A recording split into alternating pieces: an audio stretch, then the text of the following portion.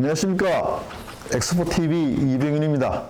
지난 11월 1일 코로나19 관련해서 중앙재난안전대책본부에서는 17개 광역지자체 단체와 함께 지속 가능한 코로나19 대응 전략 및 사회적 거리두기 개편 방침을 발표하였습니다. 저희 채널인 만큼 저희 엑스포TV에서는 다른 시설은 다른 쪽에서 맡기기를 하고요.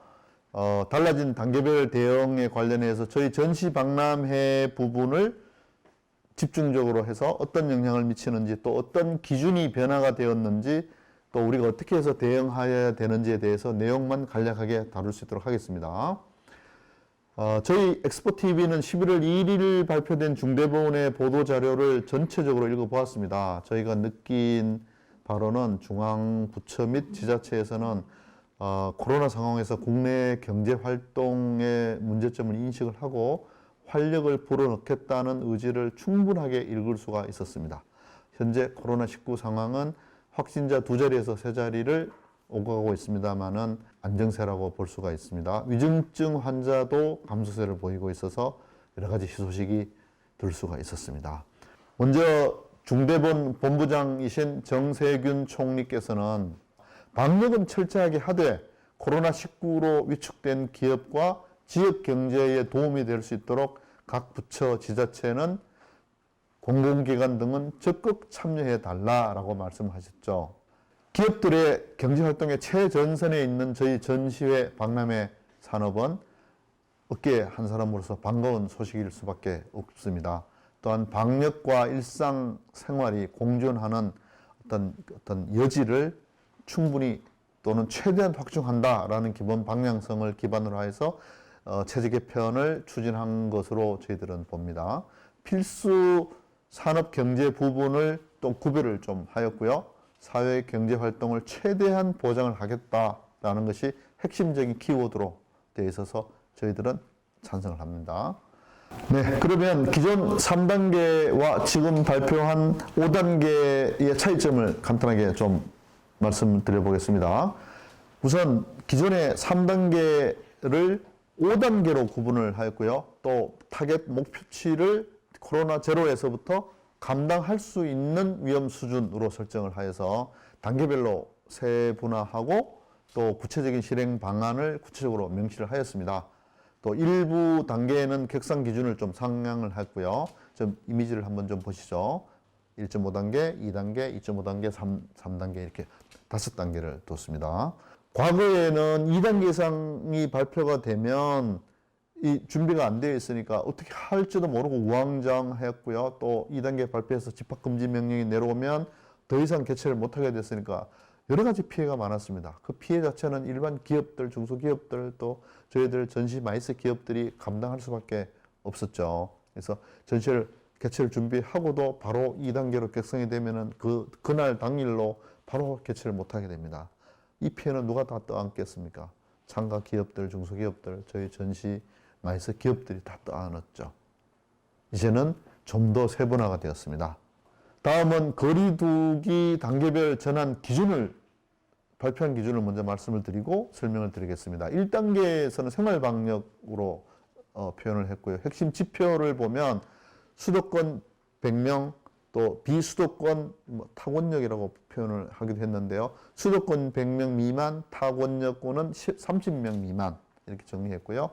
1.5단계일 때는 수도권 100명 이상 발생했을 때, 또 비수도권, 타역권은 30명 이상 발생했을 때 1.5단계를 발령하겠다라는 거고요. 2단계는 1.5단계에서 2배 이상, 즉 수도권에서 1.5단계 100명이었으면 2단계는 200명이 되면, 예를 들어서 수도권에서 갑자기 150명이 생겼다.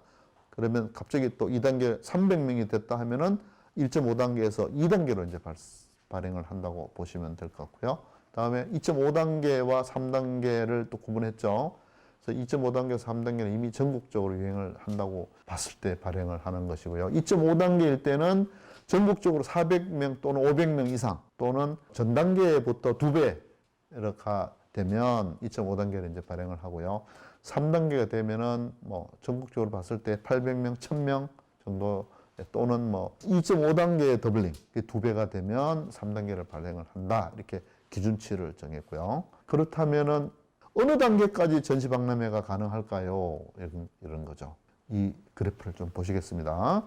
1단계일 경우에는 전시 박람회는 핵심 방역 기준을 철저하게 지키셔야 되고요. 또 방역 계획을 제출해야 됩니다. 지자체 또 마찬가지로 지켜야 되죠. 해서 전시를 개최할 수 있다라는 거고요. 핵심은 있다라는 거고요. 그다음에 1.5단계로 갔을 경우에는 전시 면적당, 즉 4스퀘어미터, 2m 곱하기 2m, 4스퀘어미터당 1명 기준으로 해서 전시회를 개최할 수 있다라는 거죠. 쉽게 설명을 드리면 기본적으로 한 홀이 보통 10,000스퀘어미터로 봐지는데요. 10,000스퀘어미터일 경우에 나누기 하면 2,000에서 맥시멈 2,500명이 됩니다. 아시죠? 그래서 1.5단계일 때는 4스퀘어미터당 1명, 즉 쉽게 말해서 10,000스퀘어미터당 맥시멈 2,500명이라고 이제 보시면 되고요.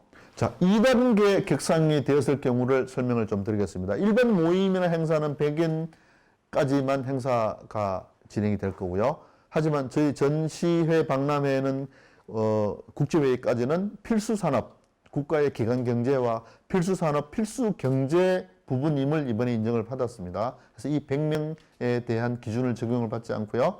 1.5단계일 때와 마찬가지로 4스퀘어미터당 1명으로 제한이 됩니다. 다음 2.5단계를 설명을 드리겠습니다. 2.5단계일 경우에는 50인 이상의 모임이 행사가 금지됩니다. 하지만 전시 박람회일 경우에는 16스퀘어미터당 1명씩을 입장을 시킬 수 있습니다. 다시 아까 10,000스퀘어미터 기준으로 계산을 해보면 10,000스퀘어미터에 625명, 20,000스퀘어미터면 곱하기 1을 하면 되죠. 뭐 1,250명 정도 되죠. 1,250명이 20,000스퀘어미터면은 들을 수 있고요. 또 단순 계산으로 이 625명이 바깥 이제 출구 쪽으로 빼면 다시 600 기다리고 있는 625명을 넣으면 됩니다. 곱하기 4를 하면 하루에 10,000스퀘어미터 기준 했을 때 4, 6, 24, 2,400명 또는 2,500명 정도가 입장을 할 수 있게 됩니다. 자, 이제 3단계 말씀을 드립니다. 마지막 3단계는 기본적으로는 10명 이상의 모임이 불가능합니다. 이럴 경우에도 전시회 박람회도 개최할 수가 없습니다. 이 정도 되면은 1,000명 이상의 확진자가 발생을 해서 이 사회적으로도 굉장히 조심을 해야 될 시기가 왔죠. 이럴 때에 이런 어려울 때에도 전시 박람회가 아무리 중요 산업이라 할지라도 강행을 하겠다. 이건 좀 무리라고 저희들이 봐집니다. 또 이런 3단계일 때는 어떻게 할 것이냐는 향후 또 연구를 해서 여러분께 또 말씀을 드리고요.